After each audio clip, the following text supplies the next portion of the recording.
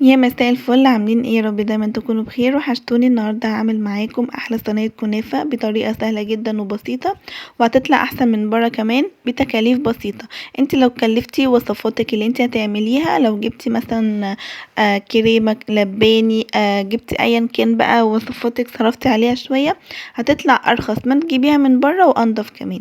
اول حاجه نسبل ونشوف هنعمل ايه. انا حطيت الكنافه ده نص كيلو كنافه، حطيته في الفريزر علشان يجمد، علشان اعرف ان انا اكسره فتافيت صغيره. ممكن تفتفتيه بايدك زي ما كنت بعمل، او تحطيها في الكبه. انا استسهلت وحطيتها في الكبه علشان متاخدش مني وقت واخلص بسرعه. بجد الوصفه دي طعمها حلو جدا واحسن من بره وارخص كمان.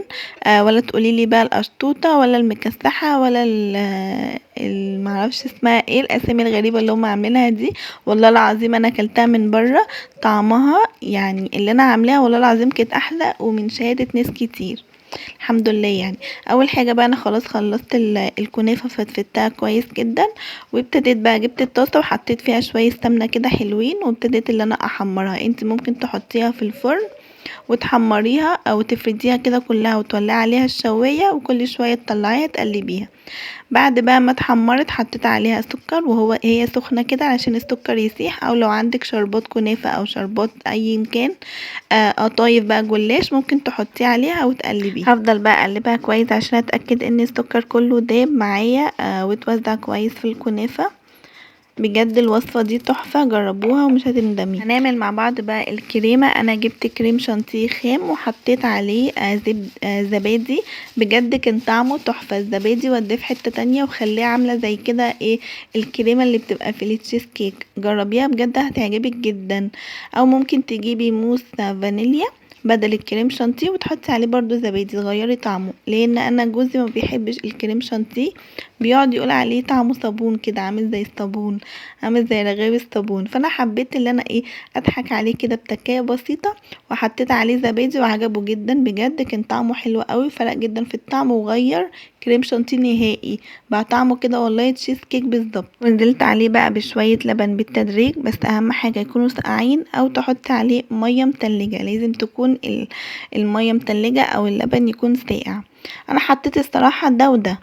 هبتدي بقى اللي انا اعمله بالمضرب كده، علشان متحطيش طبعا كمية اللبن كلها او كمية المية كلها، حطي كده بالتدريج. اهم حاجة تعمليه اول ما تبتدي علشان تحطيه في التلاجة ويرتاح شوية، علشان يبقى متماسك كده معاكي وحلو.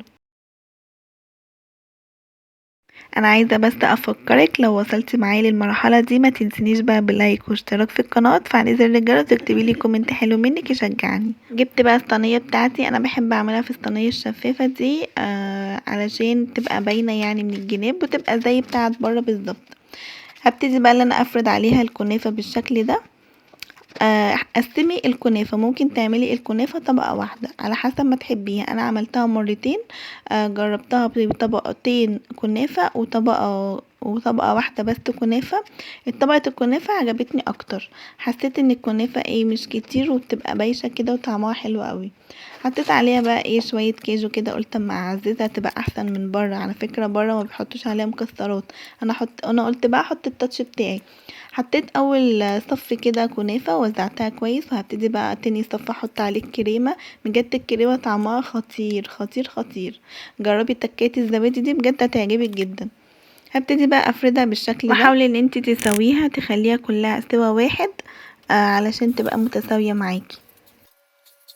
حطيت بقى طبقتين كنافة، هي ما خدتش نص كيلو كلها، ما حبيتش ان انا اخليها كبيرة او عالية قوي. انا قسمتها، خليتها كده تبقى رقيقة شوية، يعني ما تبقاش كتير وتحسي ان انت بتاكلي كنافة بس، وكنافة كتير يعني وعلى الفاضي، فاهمة قصدي؟ حاولي انك تنسقيها كده الاتنين على قد بعض. وحطيت بقى اخر طبقة من الكنافة، وزعت عليها الكريم شانتيه وحطيت عليها كاجو برضو. قلت اما اعززها عشان تبقى احسن من بره، وهي فعلا والله العظيم طلعت طعمها اطعم من بره بكتير وارخص بكتير. هبتدي بقى اوزع عليها الطبقة التانية من الكريمة، وكان عندي بقى مانجا في الفريزر كنت مخزناها معاكم، بجد كانت حلوة قوي ونفعتني جدا الطريقة دي. ان شاء الله هنزل لكم الفيديو. هبتدي بقى ان انا اوزع المانجا بالشكل ده. وكان عندي فراولة، حبيت ان انا اعمل ميكس كده من الفراولة والمانجا، ما حبيتش اعملها مانجا بس او فراولة بس. قطعت بقى الفراولة بشرايح بالشكل ده، وحبيت ان انا ارصها بالطريقة دي. بجد كانت شكلها حلوة قوي.